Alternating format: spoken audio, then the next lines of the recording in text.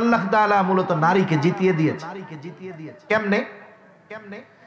মনে করেন একজন লোক চাকরি করে, বেতন পায় 50,000 টাকা। কত টাকা? 50,000। আর একজন পায় 20,000। বলেন তো 50 বেশি না 20 বেশি? নিঃসন্দেহে 50 বেশি। এখন মাস শেষে 50,000 যে বেতন পায়, মাস শেষে তার 1 টাকাও ডাইনে থাকে না। কিন্তু 20,000 যিনি বেতন পায়, মাস শেষে তার 10,000 ডাইনে থাকে। বলেন তো মাস শেষে লাভবান কে, 50,000 ওয়ালা না 20,000 ওয়ালা? তার মানে লাভবান কে নির্ভর করে খরচ কার কত এটার উপরে। আল্লাহ রাব্বুল আলামিন যদিও দেখা যায় নারীর ক্ষেত্রে পুরুষের অর্ধেক, কিন্তু বাস্তবে আল্লাহ তাআলা নারীকে জিতিয়ে দিয়েছেন। একটা মেয়ে যখন দুনিয়ায় আসে, জাহেলিয়াতের সময় ইসলাম আসার আগ পর্যন্ত আরটি মিডিয়া সেন্টার দেশ ও ইসলামের কথা বলে।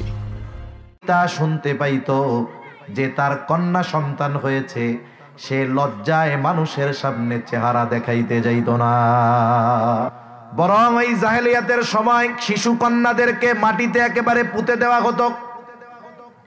এখনো বাইতুল্লাহর পশ্চিম পাশে সেই জায়গাটা এখনো আছে, যেই জায়গায় শিশু কন্যাদেরকে জীবন্ত দাফন করে দেওয়া হতো। ইসলাম আসলো, নারীর অধিকার প্রতিষ্ঠিত হলো। ইসলাম আসার আগে নারীরা ওয়ারিস হিসাবে সম্পদ পাবে এটা কল্পনাও করতে পারতো না। ইসলাম আসলো, নারী হলে যাদের চেহারা মলিন হয়ে যেত তাদেরকে জানিয়ে দেওয়া হলো, 2টা কন্যা সন্তান যদি আল্লাহ দেয়, এদেরকে যদি ভালো মতো দিন শেখানো যায়, সাথে সাথে একটা দিনদার পাত্রের হাতে তুলে দেওয়া যায়, তাহলে নবী জানিয়ে দিলেন তারা 2টা জান্নাতের মালিক হয়ে যায়। আর একজন জিজ্ঞাসা করে, ইয়া রাসূলুল্লাহ যদি 2টার বেশি হয়? আল্লাহ রাসূল সাল্লাল্লাহু আলাইহি ওয়াসাল্লাম জানিয়ে দিলেন যতগুলা হবে ততগুলা। তার মানে আপনি যদি কোনো কন্যা সন্তানের পিতা হন, এর যদি দিন শেখানো যায়, আর যদি ওই মেয়েটাকে একটা দিনদার পাত্রের হাতে তুলে দেওয়া যায়, তাহলে নবী বললেন যেই কয়টা কন্যা সেই কয়টা জান্নাত। সুবহানাল্লাহ। এখন আসেন ইসলাম কি বলে। একটা নারী দুনিয়া, মেয়ে দুনিয়ায় আসলো। এখন এই মেয়ে যখন পিতার ঘরে থাকবে, পিতার উপরে দায়িত্ব ওই মেয়ের যতদিন বিবাহ না হবে ততদিন তার সব খরচ বহন করা। এতে যদি মেয়ের 18 বছরে বিবাহ হয় 18 বছর পর্যন্ত, মেয়ের যদি 25 বছরে বিবাহ হয় 25 বছর পর্যন্ত পিতা খরচ চালাতে বাধ্য। 25 বছরে হয় না, 30 বছর বয়স হয়ে গেছে, মেয়ের বিবাহ হয় না। ইসলাম বলে 30-35 বুঝি না, যতদিন পর্যন্ত ওই মেয়েটার বিবাহ না হবে ততদিন পর্যন্ত ওই মেয়ের সকল খরচ চালাতে তার পিতা বাধ্য। মেয়ের ক্ষেত্রে। ছেলের ক্ষেত্রে কি? একটা ছেলে যখন দুনিয়ায় আসবে, পিতা মেয়ের ক্ষেত্রে বিবাহ পর্যন্ত খরচ চালাতে বাধ্য, কিন্তু ছেলের ক্ষেত্রে বিবাহ পর্যন্ত নয়। বরং একটা ছেলে বালেগ হওয়া পর্যন্ত পিতা তার খরচ চালাতে বাধ্য। ছেলে বালেগ হয় কয় বছরে? বলুন তো। হ্যাঁ, আরে না, ওটা তো সরকার বানাইছে। আহাদুল বুলুগ হলো 15 বছর। বালেগ হওয়ার সর্বশেষ সীমা 15 বছর। 12 বছরেও হতে পারে, 13 বছরেও হতে পারে, 14তেও হতে পারে। এখন এই আহাদুল বুলুগ 15 বছর, এটার হিসাব হলো আরবি হিসাব, ইংরেজি হিসাব না। এখন হিসাব করেন, আরবিতে ইংরেজির তুলনায় প্রতি বছরে 10 দিন বা 11 দিন মাইনাস। সেই হিসাবে 15 বছরে আরো 150 দিন বাদ দেন, তাহলে দেখা যায় ইংরেজি হিসাবে 14.5 বছরের পরে ওই ছেলেটা বালেগ বলে সাব্যস্ত হয়ে যায়। এর আগেও হইতে পারে। তার মানে পিতা সন্তানের 14.5 বছর পর্যন্ত ছেলে সন্তানের খরচ চালাইতে বাধ্য। 14.5-15 বছরের পরে বাপ যদি কয় আর পারবো না, তুমি এবার কামাই করে খাওয়াও, সেই কথা বলার অধিকার বাবার আছে না নাই? আছে। তার মানে 15 বছরের পরে বাপ যদি চায় লেখাপড়ার খরচ দিতেও পারে, নাও পারে। বাপের হোটেল শেষ, কিন্তু বাপ তো দেয়, কিন্তু দিতে বাধ্য 15 বছর পর্যন্ত আরবি হিসাবে। আর মেয়ের ক্ষেত্রে বাধ্য যতদিন বিবাহ না হবে ততদিন পর্যন্ত। বলেন তো, বাবার ঘরে ছেলে জয়ী না মেয়ে জয়ী? এরপরে মেয়ের বিবাহের সময় বাবা যদি নিজের থেকে মেয়েকে কিছু দেয়, এক্ষেত্রে ছেলের বলার কিছু নাই, দিয়ে দিতে পারে। এরপরে যখন একটা মেয়ে ছেলের ঘরে যায়, স্বামীর ঘরে যায়, এই স্বামী যতই যোগ্যতা সম্পন্ন হোক না কেন, সুন্দর হোক না কেন, টাকা পয়সাওয়ালা হোক না কেন, কোন ছেলে আইসা যদি বলে যে আমার তো সব যোগ্যতা আছে, তবে শর্ত হইল আপনার মেয়েরে বিবাহ করতে রাজি, আপনার বোনকে বিবাহ করতে রাজি, শর্ত হইল আমি তার কোনো খরচপত্র দিতে পারবো না। বলেন তো, এই দেশের সবচাইতে সুন্দর, সবচাইতে উচ্চ শিক্ষিত ব্যক্তি এসে যদি কারো মেয়েকে বিবাহ করার ক্ষেত্রে এই শর্ত দেয়, এই শর্ত দেওয়ার সাথে সাথে মায়ের একটাও কিন্তু মাটিতে পড়বে না। বলে খরচ চালাইতে পারবে না, বিয়ে করতে আইছো, ঠিক কিনা কোন? এখন বলেন, বিবাহের সময় সব শর্তে রাজি হইয়া তার মৌলিক চাহিদা পূরণে যা দরকার, খাদ্য, বস্ত্র, চিকিৎসা, বাসস্থান সহ যা দরকার, সব কিছুর জিম্মাদারি নিয়ে এরপরে সে একটা মেয়েকে বিবাহ করে, আর ওই মেয়ে এই সবের নিশ্চয়তা যখন পায় তখনই সে স্বামীর ঘরে যায়, ঠিক কিনা বলেন? কিন্তু বলেন তো, আমার যুবক ভাইরে যদি বিবাহ দেওয়া হয়, তাহলে বউতে এসে কামাই করে খাওয়ায়, উল্টা তার কামাই করে খাওয়ানো লাগে। তার মানে স্বামীর ঘরে গিয়ে ওইখানেও স্ত্রীর কোনো খরচ নাই, কন্যার কোনো খরচ নাই, একেবারে সব খরচ বহন করবে তার স্বামী। অনেক সময় অনাকাঙ্ক্ষিত অনেক ঘটনা ঘটে, দেখা যায় স্বামী স্ত্রীর মধ্যে বিচ্ছেদ হয়ে যায়, ছাড়াছাড়ি হয়ে যায়। আমাদের সমাজে যখন ছাড়াছাড়ি হয়, একতরফা ভাবে নারীদেরকে দোষারোপ করা হয়। অনেক জায়গায় দেখা যায় অনেক বাবা আছে, বুজুর্গ বাবা, মেয়েটাকেও ভালো দিন শেখাইছে, বাবাও খুব দিনদার। এখন যখন দিনদার পাত্রের পক্ষ থেকে প্রস্তাব দেওয়া হয়, জিজ্ঞাসা করে চাকরি করে কি? বলে মাদ্রাসায়, মসজিদে। দূর, খাওয়াবে কি? সুলতান মাহমুদ গজনবী রহমাতুল্লাহ আলাই, ওনার এক গোলাম ছিল, নাম হইল আয়াজ। আয়াজ দেখতে শুনতে সুন্দর ছিল না, নিগ্রো, কালো, দেখতে ভালো না, কিন্তু বাদশাহ সব সময় তাকে কাছে রাখতো, নিজের কাছে বসাইতো। অন্দরমহলে যেখানে কেউ যাইতে পারে না ওইখানে তারে নিয়ে যাইত। গুরুত্বপূর্ণ সফরগুলাতে আয়াজ সব সময় তার সাথে থাকতো। অনেক সময় বিষয়টা এমন হয় যে আমি একজনের অধীনে চাকরি করি, ওই লোকটা ওই জনরে খুব ভালোবাসে, আমাদের গোনায় ধরে না, তখন হিংসা লাগে, জমকে অমুকরে খুব মহব্বত করে, কাছে রাখে, অথচ ওর চাইতে আমরা কত যোগ্যবান, আমাকে কাছেই ডাকে না। মন্ত্রী, উজির, নাজির যারা আছে সবাই বলা বলি করে, দেখছো বাদশার মনে হয় মাথা খারাপ। বাদশাহ যেখানেই যায় এই মূর্খ গোলাম আয়াজটাকে সাথে রাখে, আর আমাদের মতো সম্মানিত ব্যক্তিদের কাছে ভিড়তে দেয় না।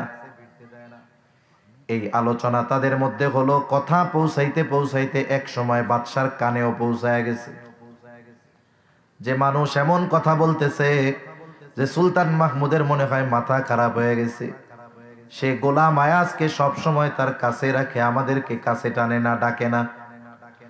সুলতান মাহমুদ গজনবী রহমাতুল্লাহ আলাইহি একদিন উনি ওনার মজলিসে আছেন, মসনদে বসা, সিংহাসনে বসা, সম্পদের খাজানার যার দায়িত্ব, রাষ্ট্রীয় সম্পদের ভান্ডার যার নিয়ন্ত্রণে, তাকে নির্দেশ দিলেন, যাও কোষাগার থেকে একটা বড় হীরার টুকরা নিয়ে এসো, দামি হীরার টুকরা।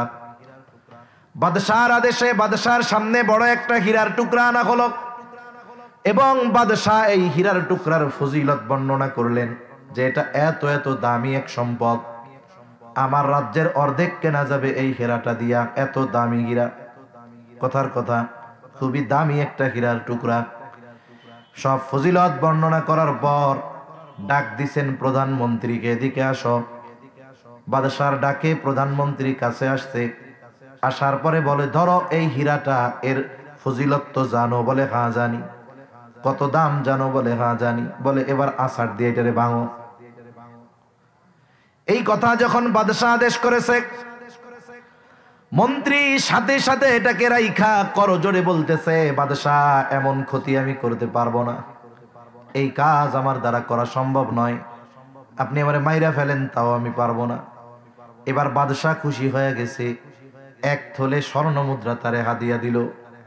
এইবার ডাক দিছে উজিরকে, উজির আসো। উজিরে আজম সামনে আসছে। এইবার হীরার টুকরা হাতে দিয়া বলে, দাম তো জানো? বলে হ্যাঁ জানি। কয় ভেঙে ফেলো। বলেন তো, যখন দেখছে মন্ত্রী ভাঙে নাই, না ভাঙ্গা 1 থলে স্বর্ণ মুদ্রা পাইছে, ও যতটুকু তেল মারছে কাকুতি মিনতি করছে, ও আরো 3 গুণ করবে। এইবার করজোর করে বলে, যেই কাজ মন্ত্রী করে নাই, সুলতান এই কাজ আমার জীবন চলে গেলেও আমি করতে পারবো না, আপনি আমাকে মাফ করে দেন।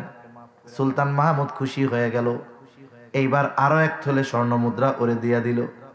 ও খুশির ঠেলায় জায়গায় গিয়া বসছে। এইবার সেনা প্রধানকে ডাক দিয়ে বলে, আসো, এটার দাম তো জানো? বলে হ্যাঁ জানি। বলে এটারে তুমি আছাড় দিয়া ভাঙো। বলে বাদশাহ কি বলেন? যেই সম্পদ উপার্জনে আমরা জীবন দিয়ে লড়াই করি, এইগুলা নিজের হাতে নষ্ট করব, এটা হতে পারে না, পারবো না করতে, আমি ক্ষমা চাই, মাফ করে দেন। সুলতান মাহমুদ খুশি হয়ে গেলেন। এইবার আর 1 থলে স্বর্ণ মুদ্রা তাকে দিয়া দিলেন। এইবার 3 জনেই তো খুশি যে আমাদের কর্মে মনে হয় বাদশা খুব খুশি হয়েছে। পাশে দাঁড়ানো গোলাম আয়াজ, বাদশা এবার আয়াজকে ডাক দিয়ে বলে, ও আয়াজ, ধরো স্বর্ণ, এই যে হীরার টুকরা ধরো, আর আছাড় দিয়া ভাঙো।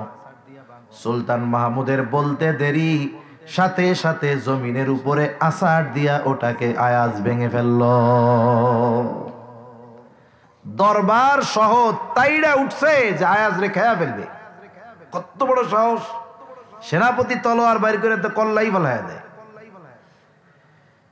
কত বড় সাহস!